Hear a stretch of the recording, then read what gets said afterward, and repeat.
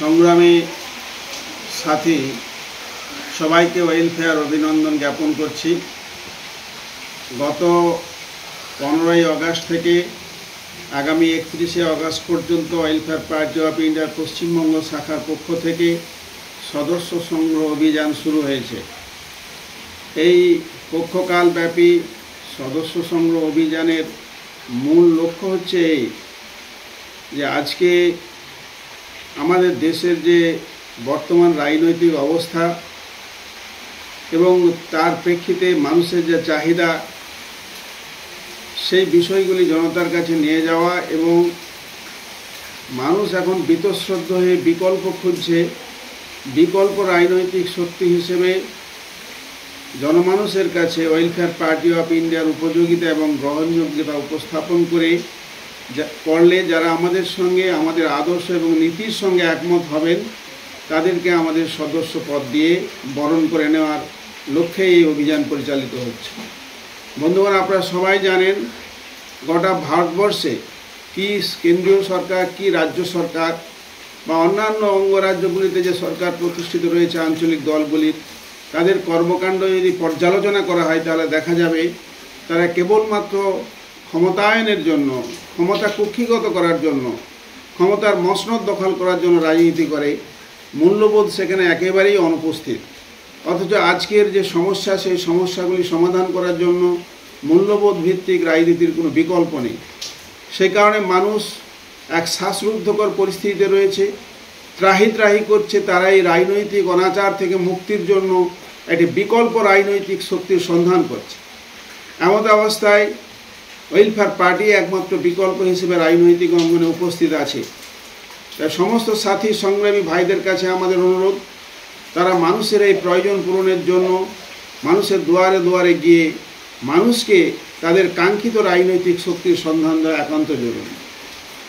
সম্প্রতি ওয়াকফ সংশোধনী আইন 2025 বাতিলের দাবিতে SIR নামে বেনাগরিক করার চক্রান্তের প্রতিবাদে এবং ওবিসি সার্টিফিকেট পুনর্বহালের দাবিতে তৎসহ বাংলার পরিযায়ী শ্রমিকরা বিভিন্ন বিজেপি শাসিত রাজ্যে যেভাবে রক্তাক্ত এবং নিপীড়িত হচ্ছে তার প্রতিবাদে আমরা কলকাতায় যে ধর্ণা মঞ্চের আয়োজন করেছিলাম, তার বিরুদ্ধে পশ্চিমবঙ্গের ফ্যাসিস্ট সরকারের পুলিশ আমাদের গ্রেপ্তার করেছিল এবং সেই সংবাদটি গোটা পশ্চিমবঙ্গে আলোড়ন সৃষ্টি করেছে সমাজ মাধ্যম এবং অন্যান্য সকল মাধ্যমের সংবাদের ভিত্তিতে। এখন মানুষ জানতে চায় ওয়েলফেয়ার পার্টি কী এবং কেন। তাদের সেই জানার ইচ্ছেকে কাজে লাগিয়ে আমাদেরকে জনমানুষের কাছে যেতে হবে। মানুষের এই প্রচণ্ড সংকট মুহূর্তে মানুষের পাশে আমাদের থাকতে হবে।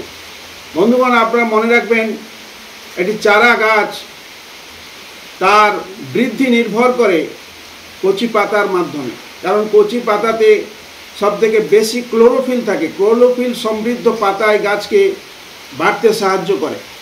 ঠিক একইভাবে একটি সংগঠনও সম্প্রসারিত হয়, বৃদ্ধি পায়, বেড়ে ওঠে কচি অর্থাৎ নতুন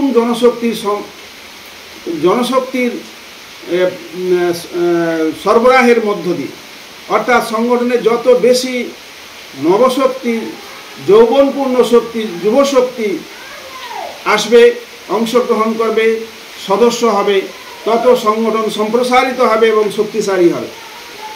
তাই সংগঠনকে সম্প্রসারিত করার জন্য আসন্ন 2025-26 সালের বিধানসভা নির্বাচনে পার্টি একটি গুরুত্বপূর্ণ রোল প্লে করার জন্য প্রস্তুতি নিচ্ছে এবং আমরা সেখানে লড়াইয়ের ময়দানে গুরুত্বপূর্ণ ভূমিকা রাখতে পারি।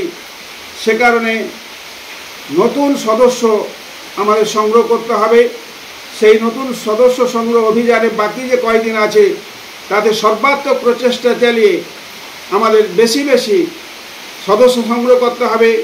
যেসব এলাকায় আমাদের রাজনৈতিক দল হিসেবে পরিচিতি নাই সেখানে আমাদের পৌঁছতে হবে। এই কর্মসূচির সাফল্যের উপরেই আগামী বিধানসভা নির্বাচনের ফলাফল অনেকখানি নির্ভর করছে। পার্টি গভীরভাবে বিশ্বাস করে আগামী 2026 সালের বিধানসভা নির্বাচনে ইতিবাচক ফল করবে এবং অত্যন্ত ভালো ফল করবে আশা করছে। সেই আশাকে যদি আমরা সত্যি বাঙ্ময় করতে চাই তাহলে আমাদের উচিত সর্বশক্তি দিয়ে সদস্য সংগ্রহ অভিযানে ঝাঁপিয়ে পড়া।